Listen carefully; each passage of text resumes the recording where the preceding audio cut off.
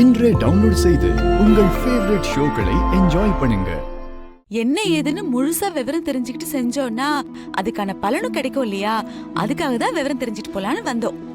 எனக்கு புரியுதுமா. ஆ, உங்க சம்பந்தி சாமி கிட்ட பேசினப்போ நானும் இங்கதான் இருந்தேன். ஆ, சாமி சொல்ற இந்த மறு கல்யாணம் மத்த சடங்கு சம்பிரதாயம் எல்லாம் உங்க மகளும் மருமகனும் கல்யாண வாழ்க்கையில சந்தோஷமா சேர்ந்து வாழ்றதுக்கு தான். ஓ,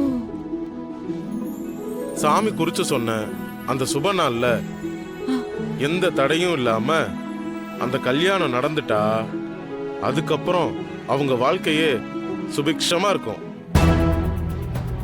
தொழில் ரீதியா உங்க மருமகனுக்கு ரொம்ப பெரிய முன்னேற்றம் இருக்கும். ஓ. உங்க பொண்ணோட ராசிப்படி இந்த கல்யாணத்துக்கு அப்புறமா அவங்களுக்கு ராஜயோகம் வரப்போகுது.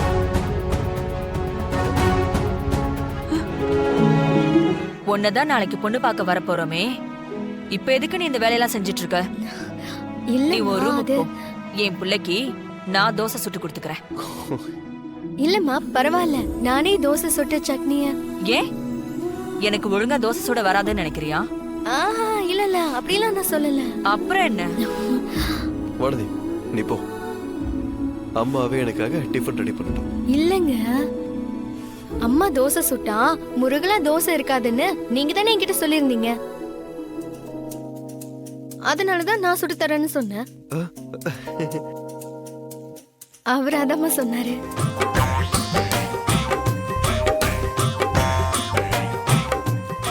இப்ப எதுக்கு துணியெல்லாம் எடுத்துட்டு வந்திருக்க?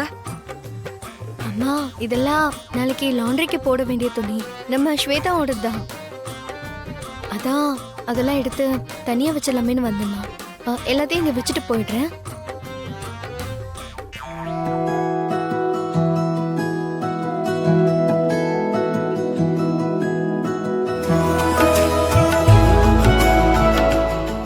போதும் போதும். எத்தனை தடவை நீ உத்து உத்து பார்த்தாலும் நீ ஆர்த்தி அளவுக்குலாம் அழகாயிட முடியாது. அவங்க ரொம்ப பணக்கார இடம், அதனால நல்லா அலங்காரம் பண்ணிட்டு வான்னு உங்க அப்பா சொன்னாரா? கண்டிப்பா சொல்லிருப்பாரு. அந்த ராஜராஜேஸ்வரி அம்மா ஆதரவு இல்லாம, கேக்க நாதி இல்லாம, கண்ணுக்கு லட்சணமா ஒரு பொண்ணு வேணும்னு தான் புரோக்கர் கிட்ட சொல்லி அனுப்பிட்டு இப்ப பொண்ணு பார்க்க கிளம்பி வர்றாங்க. அவங்களுக்கு ஒன்ன பிடிக்கும்லாம் எனக்கு நம்பிக்கை இல்ல. நீ வேணா பாத்துக்கிட்டே இரு. இந்த ரோஜா படத்துல அக்காவை பொண்ணு பார்க்க வந்துட்டு தங்கச்சியை தான் பிடிச்சிருக்குன்னு மாப்பிள்ள சொல்லுவார்ல, அந்த மாதிரி தான் இன்னைக்கு இங்க நடக்க போகுது. வானதி ரெடியாமா? ஆம்பா ரெடி.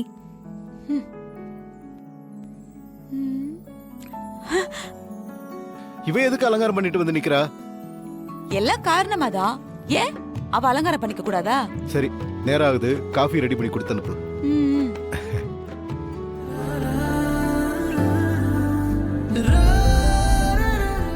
பாடுவியாமா?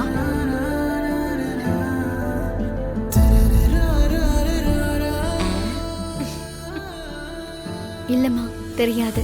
பரதநாட்டியம் ஏதாவது? தெரியாதுமா.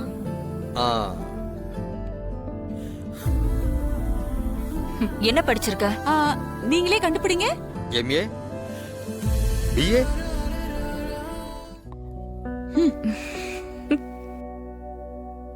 பிகாம். 4ஆம் கிளாஸ் வரைக்கும் தான் ஸ்கூலுக்கே போனேன். எனக்கு படிக்கணும்னு தான் ரொம்ப ஆசைம்மா.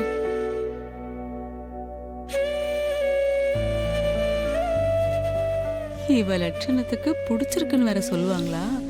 இப்ப வேணான்னு எழுந்து போக போறாங்க, பாத்துக்கிட்டே இரு. ராஜேஸ்வரி அம்மா, இவ இரண்டாவது பொண்ணு ஆர்த்திங்க.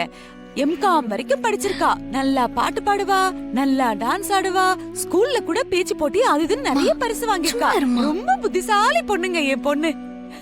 கார்த்திக், உனக்கு பொண்ணு பிடிச்சிருக்கா? உங்களுக்கு பிடிச்சிருக்கா?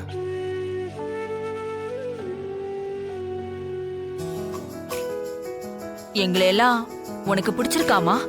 உங்களை எல்லாம் பிடிச்சிருக்குமா, ஆனா அவருக்கு என்ன பிடிச்சிருக்கான்னு கேளுங்க. கார்த்திக் சொல்லு. நீங்க தான் சொல்லுங்க. இந்த பொண்ணை யாராவது வேண்டான்னு சொல்வாங்களா?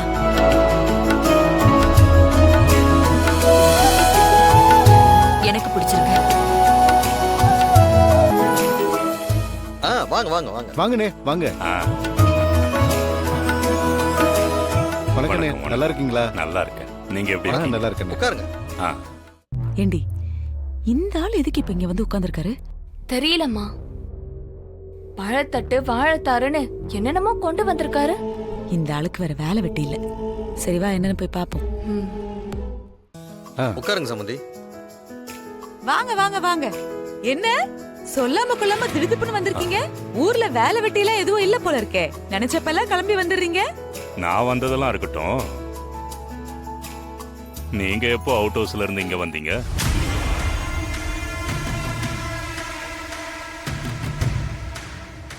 ஒருவேளை நான் வந்ததை பார்த்து இதுதான் சாக்குன்னு பின்னாடியே வந்துட்டீங்களோ? நீங்க வந்தது யாருக்கும் தெரியறதுக்குள்ள திரும்பவும் அவுட் ஹவுஸ்க்கே போயிடுங்க. ம், ராஜேஸ்வரி அம்மா திட்ட போறாங்க.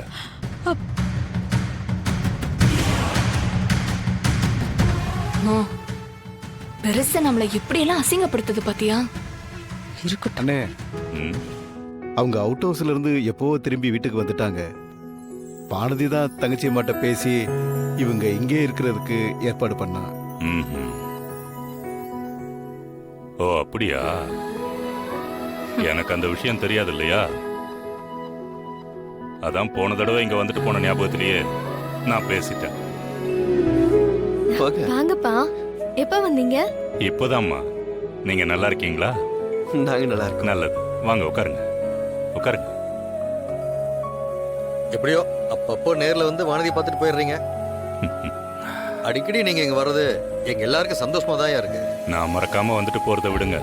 என் பொண்ணு மாதிரி வானதியை நான் நினைச்சோம். அவ என்ன மறந்துட்டாளேன்னு நினைக்கும் போதுதான் கஷ்டமா இருக்கு.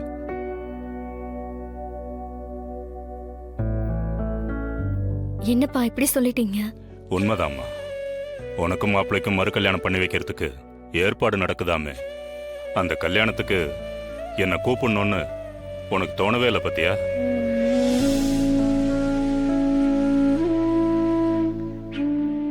அம்மா, இவரு சும்மா வந்த மாதிரி தெரியல. வீட்ல விசேஷம் நடக்கிறத எப்படியோ மோப்பம் பிடிச்சிட்டு ஏதோ ஒரு காரணத்தோட தான் அவர் இங்க வந்திருக்காரு. உனக்கு ஒரு நல்ல காரியம் நடக்கும்போது கூட நீ என்ன கூப்பிடலன்னா அப்ப நீ என்ன மறந்துட்டேன்னு தானே அர்த்தம்? அப்பா இல்லப்பா, அப்படிலாம் எதுவுமே கிடையாது. இப்போதைக்கு இந்த விசேஷத்தை பத்தி வீட்டாளுங்களை தவிர வேற யாருக்குமே தெரியாதுப்பா. அப்போ என்ன நீ இந்த குடும்பத்துல ஒருத்தனா நினைக்காம வெளியாளா தான் நினைக்கிற, அப்படிதானே? அப்பா என்னப்பா நீங்க இப்படி எல்லாம் பேசுறீங்க? அப்படியெல்லாம் நான் நினைப்பேனா? மாமா, இந்த ஃபங்க்ஷனை பத்தி இன்னும் யாருக்கும் சொல்லவோ இன்வைட் பண்ணவோ இல்லை.